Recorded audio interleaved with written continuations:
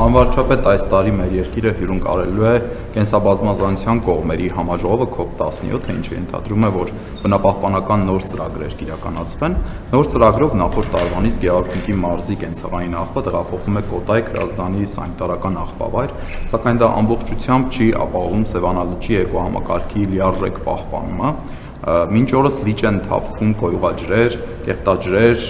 տարբեր թափոններ, չնայած մարզի գետերի վրա տեղադրված են մաքրման կայաններ, դրանք հիմնականում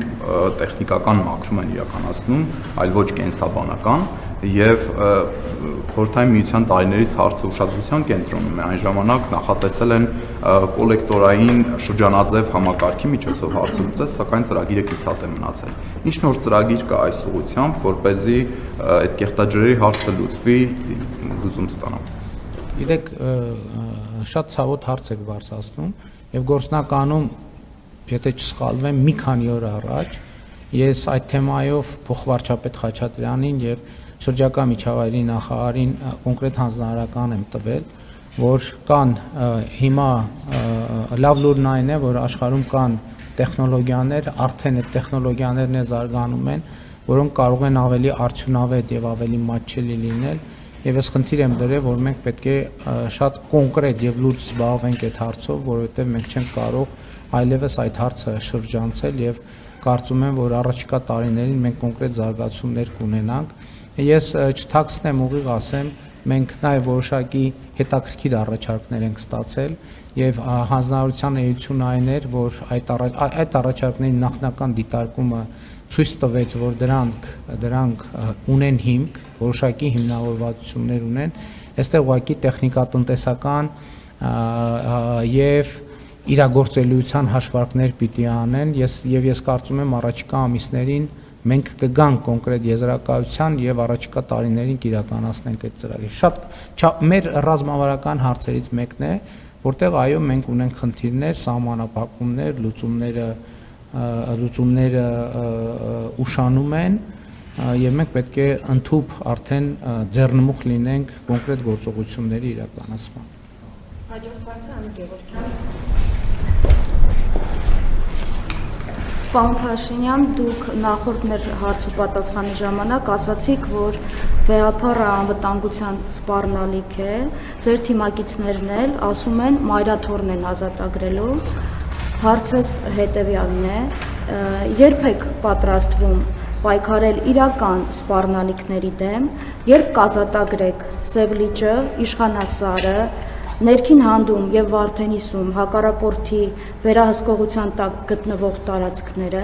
եթե ասելու եք, որ սահմանազատման գործընթացը ցույց կտա, ապա դուք այդ տարածքները վիճելի եք համարում եւ որպես կառավարության ղեկավար, ինչպես եք ձեզ զգում, երբ Հայաստանի ժողովրդի շահերից միջազգային մամուլում խոսում է ոչ թե Հայաստանի Հանրապետության կառավարության ղեկավարը,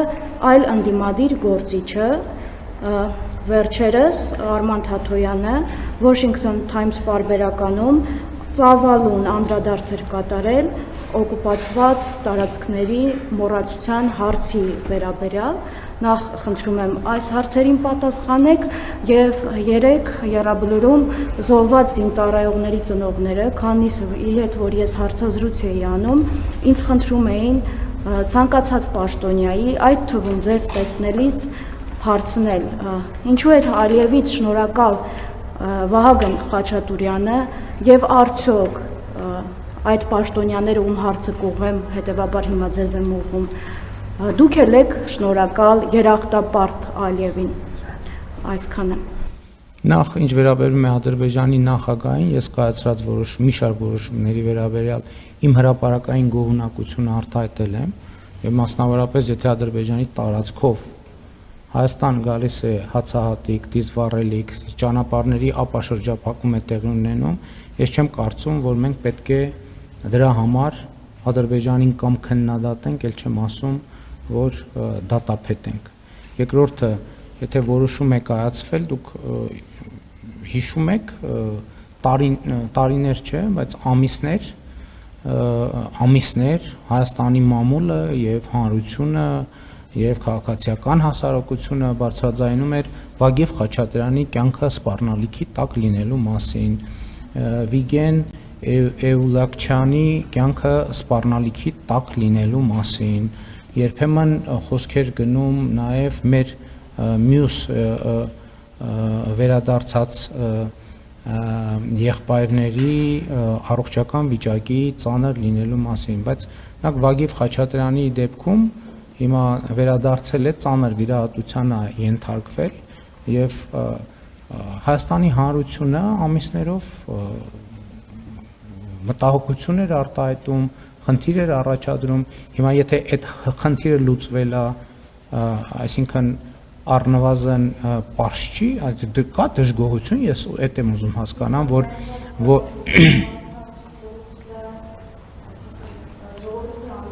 ես իմ ամանորյա ուղերձում ասել եմ,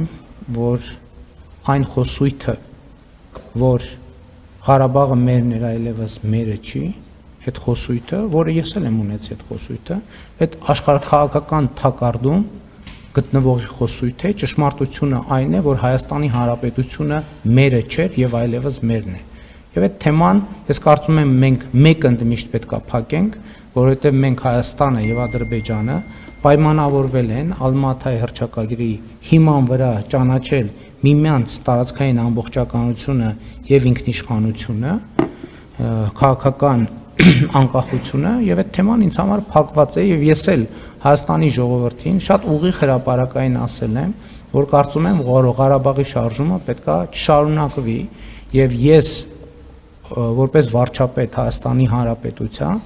որդեգրում եմ այդ գիծը եւ տանելու եմ այդ գիծը եւ եթե քաղաքացիները անհամաձայնություն ունեն այդ քաղաքականության հետ, ես կոչ եմ անում, որ նրանք հեղափոխություն անեն։ Այսինքն ես կարծում եմ շատ վարչապետ չի եղել որևէ երկրում, որ ասի ժողովրդին կոչ անի հեղափոխություն անի։ Ժողովուրդը հեղափոխություն չի արել, մենք այդ քաղաքականությունը շարունակում ենք, հետեւաբար ձեր նշած խոսույթը աշխարհաքաղաքական թակարդում գտնվող խոսույթ է, եւ դա մի խոսույթ է, որը օգտագործվել է այո մեզ հայրենասիրության որոշակի մոդել պարտադրելու եւ դրանով մեր պետականության կայացումը եւ մեր անկախության զարգացումը խոչընդոտելու ուղղությամբ։ Ինչ վերաբերվում է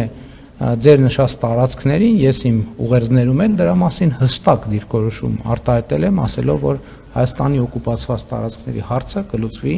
դելիմիտացիայի process-ի շրջանակներում եւ համոզված եմ, որ կլուծվի։ Ես հստակ մի րոպե կսպասեք։ Իմ ուղերձը կարդացեք, որպեսզի բանավոր տեքստերը տարընթերցման չի ենթարկվի, այնտեղ հստակ գրված է օկուպացված տարածքներ։ Ներողություն, Արման Թաթոյանի հետ կապված չպատասխանեցի։ Համեցեք հաջորդ հարց։